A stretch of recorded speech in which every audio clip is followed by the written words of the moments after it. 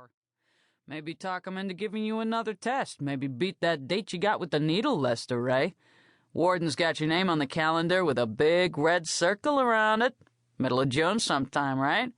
Be here before you know it. Ignoring the taunt, Lester Ray called louder. What lab was this?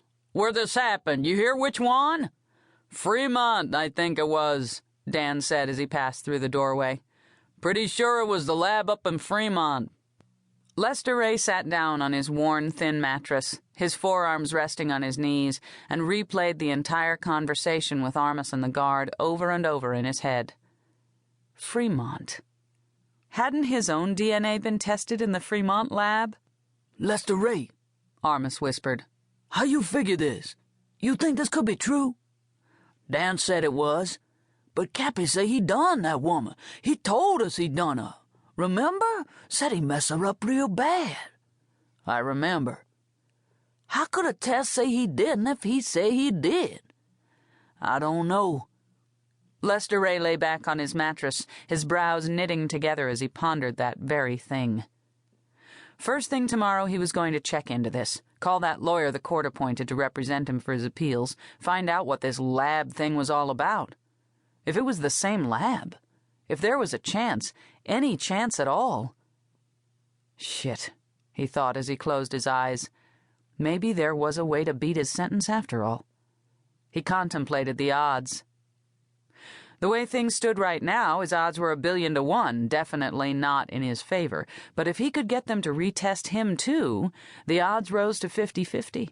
Dead even. Didn't take a genius to decide whether or not to toss those dice.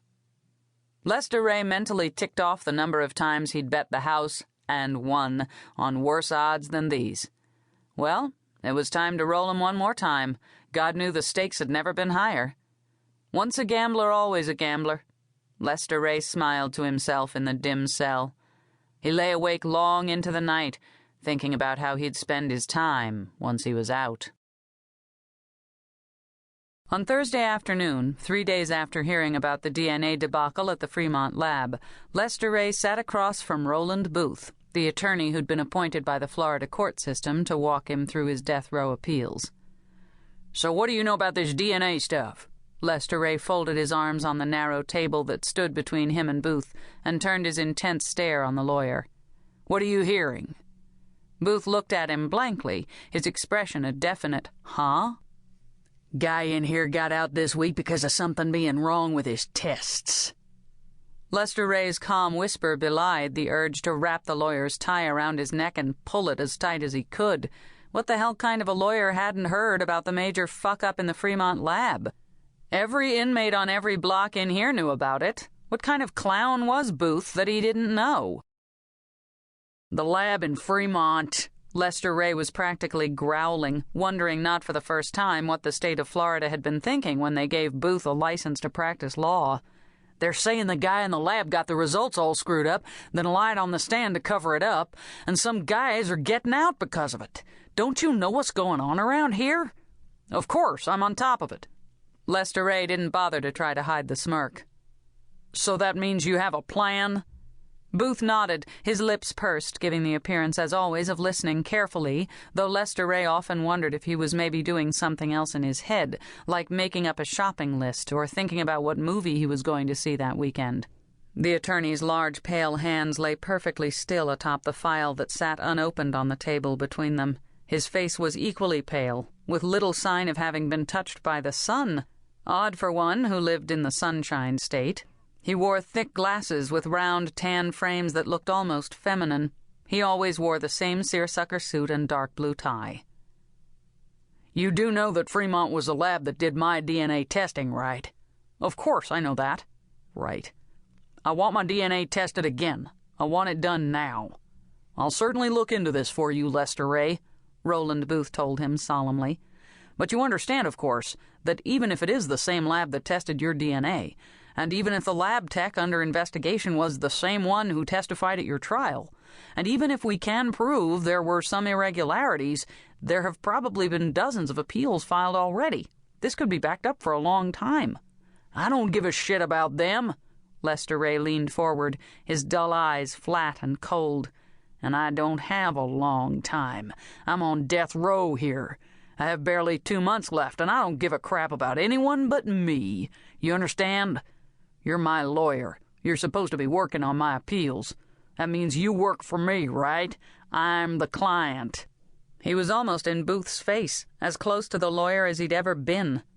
"I want that DNA test done over ASAP. You find a way to make it happen, and make it happen fast. They're not going to put me down like some sick dog without a fight, you hear?" "I hear you, Lester Ray." Roland Booth had tried to maintain his cool, but it was clear to Lester Ray that he'd rattled the attorney when he'd gotten too close. Lester Ray made a mental note of that fact. "I'll see what the criteria are for retesting. See if there are grounds to have your results reviewed." Booth looked as if he was about to break into a sweat. "Reviewed, retested, reevaluated. Whatever it is they're doing, I want mine done too. I'll see what I can do, but I can't promise anything. Like I said, others have most likely filed already." "I don't think we're communicating very well here, Booth. As my lawyer, you have a moral obligation to do whatever it takes to protect my best interests. The way I see it, my best interests are in staying alive and getting out of here. Now you tell me what we have to do to get my name moved to the top of that list." "I can request that, since the date has been set for your execution, your petition for review be given priority consideration, but there's no guarantee—" "What else?" Lester Ray asked impatiently. "That's about it. I don't know if the courts—" "Then find out, for Christ's sake. If you don't know, find out, and fast."